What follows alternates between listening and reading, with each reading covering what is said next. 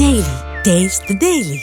సినిమాకో heroine పరిచయం అవుతున్నా కూడా ఆ కష్టాలు అలాగే కంటిన్యూ అవుతున్నాయి.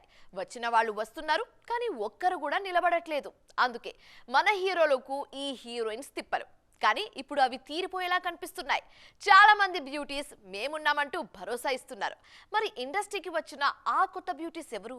కొత్త అమ్మాయిలు రావడం కాదు, వచ్చిన వాళ్ళు సక్సెస్ అయినప్పుడే హీరోయిన్ల కష్టాలకు కనీసం కామా అయినా పడుతుంది. ఇప్పుడిదే జరుగుతోంది. ప్రేమలో ఫేమ్ మమితా బైజు ఈ లిస్ట్ లో దూసుకువెళుతున్నారు. డ్యూడ్ తో ఈ భామ రేంజ్ పెరిగేలా కనిపిస్తోంది. సూర్యతో నటిస్తోన్న ఈ బ్యూటీ మరికొన్ని క్రేజీ సినిమాలను కూడా క్యూలో పెడుతున్నారు. మిస్టర్ బచ్చన్ తో ఎంట్రీ ఇచ్చిన భాగ్యశ్రీ బోర్సే మీడియం రేంజ్ హీరోలకు మోస్ట్ వాంటెడ్ అయ్యారిప్పుడు. రామ్ పోతినేని ఆంధ్రా కింగ్ తాలూకా, దుల్కర్ సల్మాన్ కాంతా సినిమాలో నటిస్తున్నారీమె. రెండూ హిట్ అయితే భాగ్య రేంజ్ మారిపోవడం ఖాయం. పైగా గ్లామర్ షో పరంగానూ ఈ బ్యూటీకు ఎలాంటి కండిషన్స్ లేవు.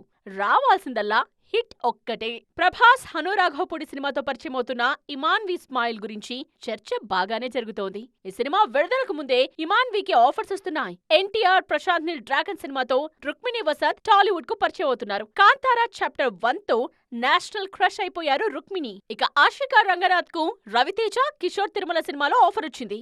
ఇదే సినిమాలో కీర్తిక శర్మ సైతం నటిస్తున్నారు. ప్రదీప్ రంగనాథన్ డ్రాగన్ తరువాత కయాడు లోహర్ మోస్ట్ వాంటెడ్ అయిపోయారు.